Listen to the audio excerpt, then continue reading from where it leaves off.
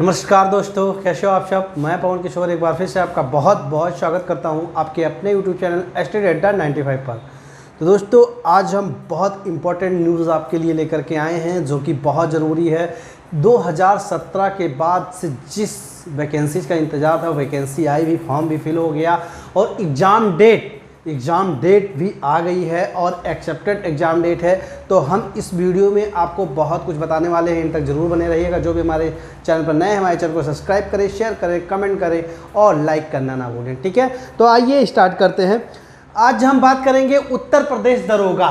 उत्तर प्रदेश 2021 दरोगा का फॉर्म जो है UPSI, उसके सिलेबस क्या हैं, किस टॉपिक को पढ़ें, किस टॉपिक को छोड़ें, कौन से टॉपिक से ज़्यादा क्वेश्चन आते हैं, किस टॉपिक को बहुत ज़्यादा पढ़ना है और किसको छोड़ देना है, इस वीडियो में हम आपको पूरा बताएंगे। और प्रीवियस ईयर पेपर के एनालिसिस के बाद हमने ये वीडियो बनाई है और बहुत मेहनत के साथ बनाई है दोस्तों, तो एक लाइक ज़रूर करिएगा आप।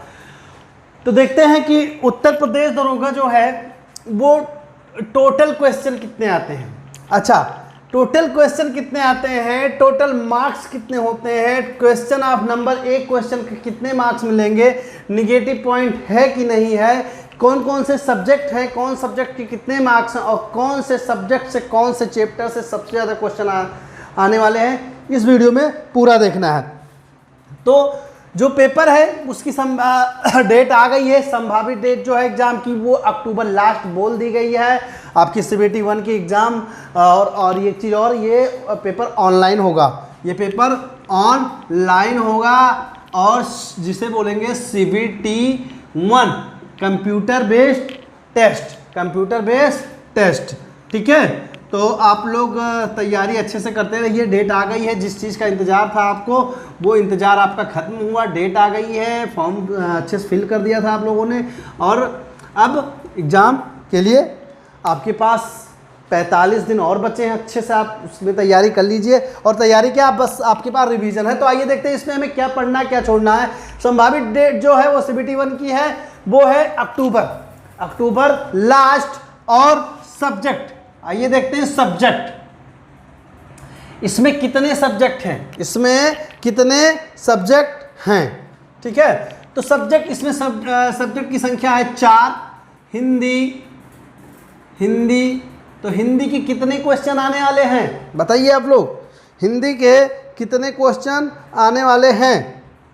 दूसरा कौन सा है, GK GS। अब GK GS में आपकी मूल विधि भी है, मूल विधि, संविधान,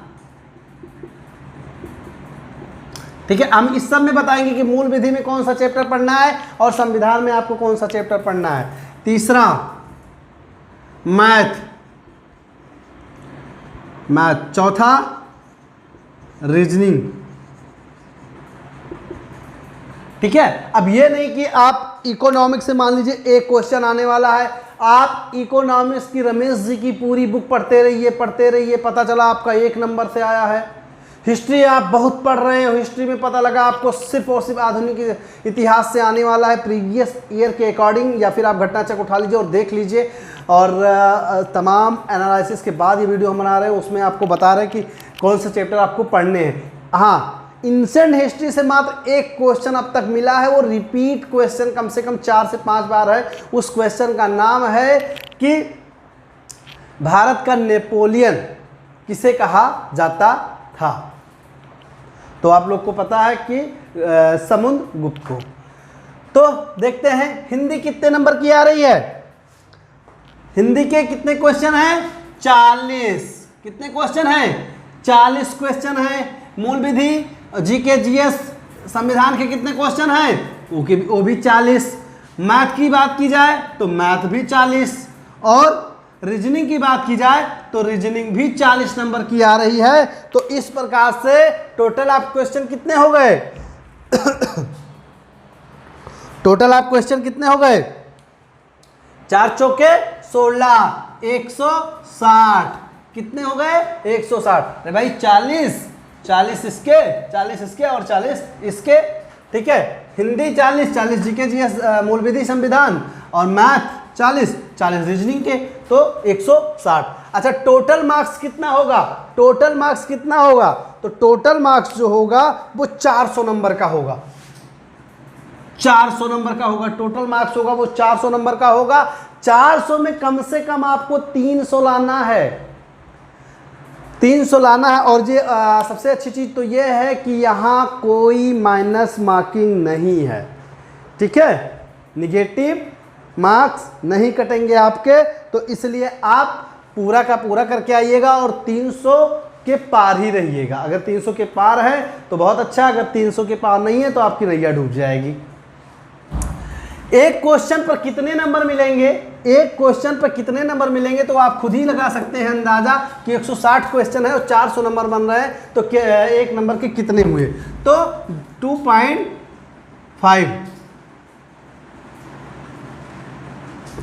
2.5 नंबर, ठीक है, 2.5। एक क्वेश्चन अगर आपका सही जाता है तो आपको मिलेंगे 2.5 नंबर, लेकिन अगर गलत जाता है तो आपके बिल्कुल नहीं कटेंगे कोई नंबर, तो इसलिए परेशान होने की जरूरत नहीं है। और सबसे मेन चीज जो है इसमें वो क्या है कि आपके नो निगेटिव मार्क्स, कोई निगेटिव मार्क्स नहीं है, और कोई निगेटिव मार्क्स अगर नहीं है तो आप आसानी के साथ अपने पेपर को जितना तैयार करते हो उसी के हिसाब से आप अच्छे से दे पाओ, ठीक है। अब आइए हम बात कर लेते हैं सिलेबस की सब्जेक्ट वाइज, एक सब्जेक्ट से किस चैप्टर पे हमें फोकस करना है। ये नहीं कि हमने उठा लिया इतिहास विश्व का भूगोल पढ़े जा रहे, पता चला भूगोल का पेपर हो गया और आया नहीं एक भी नंबर, आपने कहा अरे इसमें से कोई नंबर नहीं आया, आपने तो कहा था, जबकि मैं बता रहा हूँ कि आपको नहीं पढ़ना है। क्या पढ़ना है क्या नहीं पढ़ना है, आप एंड तक इस वीडियो में बने रहिएगा, आपको खुद ब खुद पता चल जाएगा। और आप उतनी चीज़ों को पढ़ के जाइए, लास्ट के 5 दिन आप पढ़ना छोड़ के रिवीजन करिए, रिवीजन करिए, उसका टेस्ट दीजिए और अपने मार्क्स चेक करिए आप कहाँ हैं। अगर 300 के पार हैं तो बहुत अच्छा, ठीक है। तो आइए हम सिलेबस देख लेते हैं कि सिलेबस क्या है इसका।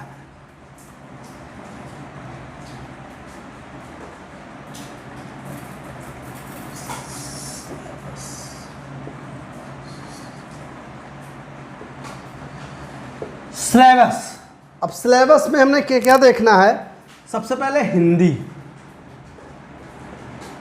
हिंदी के किस टॉपिक को हमें ज़्यादा पढ़ना है जिससे क्वेश्चन ज़्यादा आए। तो बात करें हिंदी की तो जो व्याकरण पोर्शन है, व्याकरण पोर्शन है, हमें व्याकरण पोर्शन में हो गया कारक हो गया, संज्ञा हो गया, सर्वनाम हो गया, और वर्णमाला हो गया, लिंग हो गया, और उपसर्ग हो गया, प्रत्यय हो गया, संधि हो गया, समास हो गया, इन सब से हमारे 15 क्वेश्चन बनेंगे। तो इसे आप अच्छे से पढ़ लीजिएगा, ठीक है, इसे आप अच्छे से पढ़ लीजिएगा, ठीक है। अगला है गद्यांश, गद्यांश आएगा और उस गद्यांश से आपको 5 नंबर मिलेंगे। और ये बहुत सोच समझ के करिएगा, ये फ्री के नंबर हैं भाई साहब, बिल्कुल बता रहे हैं हम, फ्री के नंबर हैं, इसको लूट लीजिए। और जो इसमें पढ़ने में चूक गया, गद्यांश को सही ढंग से पढ़ नहीं पाया, उसका नंबर कटेगा, ठीक है। अलंकार, अलंकार से 2 नंबर, छंद, छंद से भी 2 ही नंबर आते हैं, रस, रस से भी 2 नंबर, ठीक है। तो रस से भी 2 नंबर आपके आ रहे हैं। अच्छा, कवि लेखक की रचनाएं पूछेगा, कवि लेखक की रचनाएं, कवि लेखक की रचनाएं पूछेगा, जो बहुत इंपॉर्टेंट है। 7 से 8 नंबर आना ही आना है, 7 से 8 नंबर आना ही आना है। मुहावरा, मुहावरा भी 2 नंबर आना है। एकार्थी, एकार्थी भी 2 नंबर। रिक्त स्थान भी 2 नंबर, ठीक है। तो 15, 5, 20, 20, 2, 22, 2, 24, 2, 26, 26, 8, 34, 6, 40। तो 40 नंबर फाइनल आपके सामने है। और आप इसी चैप्टर से पढ़िएगा, इससे कहीं बाहर आने वाला नहीं है। इसमें अगर कुछ उसने जोड़ा तो क्या जोड़ेगा, सम्मान पुरस्कार, यही जोड़ सकता है कि कौन से कवि को कौन से पुरस्कार कब दिए गए थे, ठीक है। तो आइए देखते हैं अगला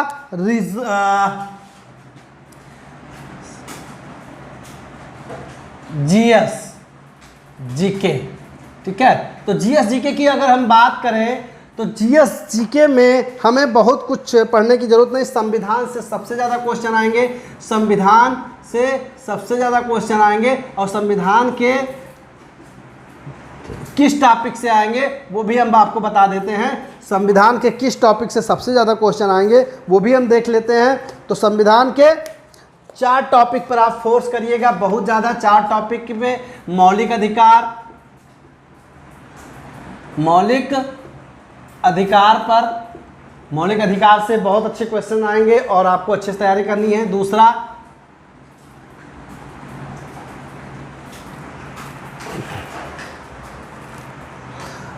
मौलिक कर्तव्य, मौलिक कर्तव्य, और तीसरे की अगर बात की जाए तो नीति निर्देशक तत्व। नीति निर्देशक तत्व कहाँ से लिया गया था, कमेंट बॉक्स में बताइए। नीति निर्देशक तत्व आयरलैंड से। और चौथा जो है वो है पंचायत समिति, पंचायत राज व्यवस्था, पंचायत राज व्यवस्था। ठीक है, तो जो आपको संविधान के 4 टॉपिक पढ़ने हैं वो ये टॉपिक पढ़ने हैं। अब आपको बात करें अगर दूसरे सब्जेक्ट की, अगर दूसरे सब्जेक्ट की तो ज्योग्राफी से, इससे 12 से 15 क्वेश्चन आएंगे। ठीक है, देखते हैं ज्योग्राफी को। ज्योग्राफी से आपके कितने क्वेश्चन आ रहे हैं, तो ज्योग्राफी से बहुत ज़्यादा पढ़ने की जरूरत नहीं। इंडियन ज्योग्राफी पढ़ लीजिए, वर्ल्ड ज्योग्राफी वो भी पढ़ने की जरूरत नहीं है, और उससे 5 क्वेश्चन आ रहे हैं। ठीक है, और हिस्ट्री को अगर बात की जाए हिस्ट्री की, तो 4 से 5 नंबर हिस्ट्री भी आ रही है। और हिस्ट्री में कौन से चैप्टर से आ रहा है तो वो भी देख लीजिए। सिर्फ और सिर्फ गांधी युग, गांधी युग। और गांधी युग जिसको पढ़ना है हमारे प्लेलिस्ट में जाकर के देख सकता है। गांधी युग को हमने बहुत डिटेल में बताया हुआ है, और एक भी क्वेश्चन इधर उधर होने वाला नहीं है। अगर आपके 1-2 नंबर इंसेंट से आ सकता है, पर ये आधुनिक युग से सबसे ज़्यादा, मॉडर्न हिस्ट्री से सबसे ज़्यादा आएंगे।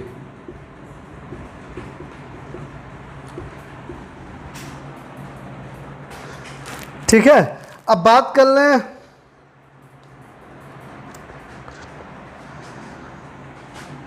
अब इसी में आएगा अधिनियम भी आएगा, क्योंकि मूल विधि है तो मूल विधि से 10 नंबर पक्के हैं। मूल विधि से 10 नंबर पक्का आने वाला है, कहीं नहीं जाने वाला। और मूल विधि में जो हमें पढ़ना है वो सिर्फ और सिर्फ प्रमुख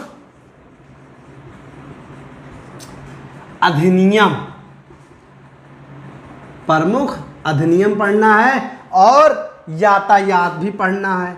यातायात के भी क्वेश्चन आएंगे। वो कैसे होंगे, आपको 3-4 कलरिंग दे देंगे। एक डॉक्टर का निशान दे देगा, एक रेड क्रॉस और जेब्रा क्रॉस, ये सब दे देगा, उसमें से आपसे पूछेगा। ठीक है, तो ये रहा आपका हिंदी का सिलेबस और जीएसजी के मूल विधि संविधान का सिलेबस, जिसमें आपको क्या पढ़ना है, क्या छोड़ना है, सारी चीज़ें हमने बता दी। और बाहरी चीज़ों पे बहुत ज़्यादा फोकस नहीं करना है। हाँ, आपको इसमें आपको करंट अफेयर भी देखना है। करंट अफेयर में पुरस्कार ज़्यादा पूछा जा रहा है। पिछली बार जितने भी पेपर एनालिसिस हुए वो सब में करंट अफेयर ऐसे ही पूछे जा रहे हैं। ठीक है, अब देख लेते हैं अगला पार्ट है जो हमारा अगला सेक्शन है सब्जेक्ट का, वो क्या है, रीजनिंग। क्या है, रीजनिंग। तो देखते हैं रीजनिंग में क्या पढ़ना है। अच्छा, रीजनिंग में भी बहुत कुछ ऐसी चीज़ें हैं जिन्हें हमें बहुत ज़्यादा बल नहीं देना है। रीजनिंग में बहुत ज़्यादा बल नहीं देना है। कौन से टॉपिक को कितना पढ़ना वो हम आपको बताएंगे, और कौन से टॉपिक से सबसे ज़्यादा नंबर आ रहे हैं वो भी हम इसी वीडियो में आपको बताएंगे। और आप इस वीडियो को एंड तक जरूर देखिए और अपने दोस्तों के साथ शेयर करिए। रीजनिंग की बात करें, रीजनिंग की बात करें तो नंबर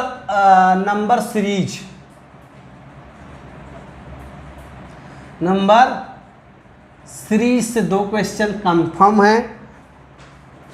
सीटिंग अरेंजमेंट से भी 3 क्वेश्चन आने ही आने हैं, 2 से 3 क्वेश्चन सीटिंग अरेंजमेंट। तीसरा पेपर कटिंग,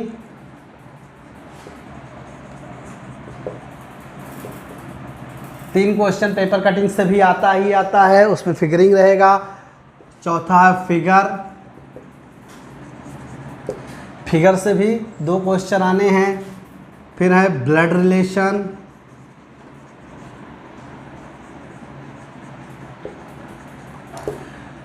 दो नंबर ब्लड रिलेशन से पक्का है आपका। नंबर सीरीज हो गया, सिटिंग अरेंजमेंट हो गया, पेपर कटिंग हो गया, फिगर हो गया आपका।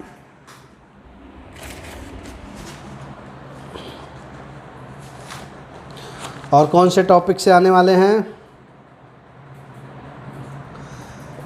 कोडिंग डिकोडिंग देख लीजिएगा। कोडिंग डिकोडिंग, इसमें 4 से 5 नंबर आते हैं, बहुत इम्पोर्टेंट टॉपिक है। और सिलोजिज्म देख लीजिएगा, सिलोजिज्म के भी 2 नंबर पक्के होते हैं हर बार।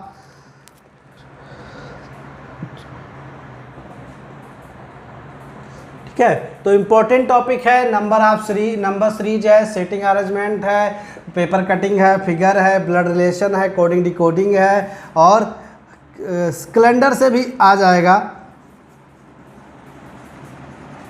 कैलेंडर से भी 1 नंबर और clock 2 number.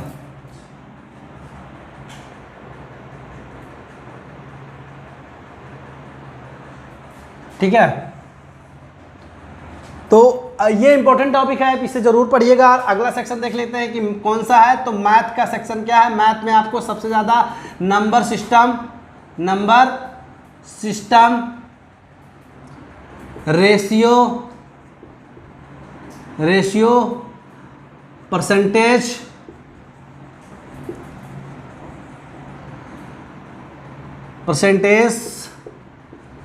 CI/SI and DI, work and time से भी क्वेश्चन आएंगे अच्छे खासे। ठीक है, तो ये इंपॉर्टेंट हैं। प्रॉफिट लॉस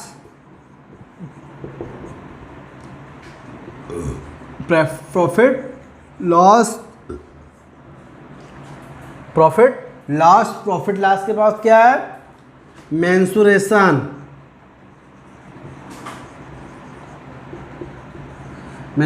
से भी अच्छे खासे नंबर आएंगे आपके। बोर्ड एंड स्ट्रीम,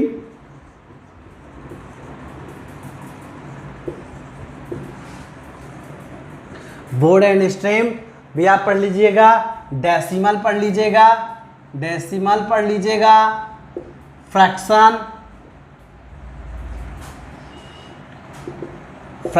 पढ़ लीजिएगा अच्छे से। और इतने टॉपिक जितना मैंने बताया है, इससे अगर आप ईमानदारी के साथ पढ़ते हैं, उस पर ज़्यादा फोकस देते हैं और इसके टेस्ट सॉल्व करते हैं, तो आई होप कि आपके 300 के पार ही नंबर होंगे और आप लोग बहुत बढ़िया CBT 1 क्लियर कर पाओगे। ठीक है, तो अभी आपके पास 45 दिन है दोस्तों। लग जाइए एकदम अपनी ईमानदारी के साथ और अपनी मेहनत श्रद्धा के साथ, आप जरूर से जरूर क्वालिफाई होंगे।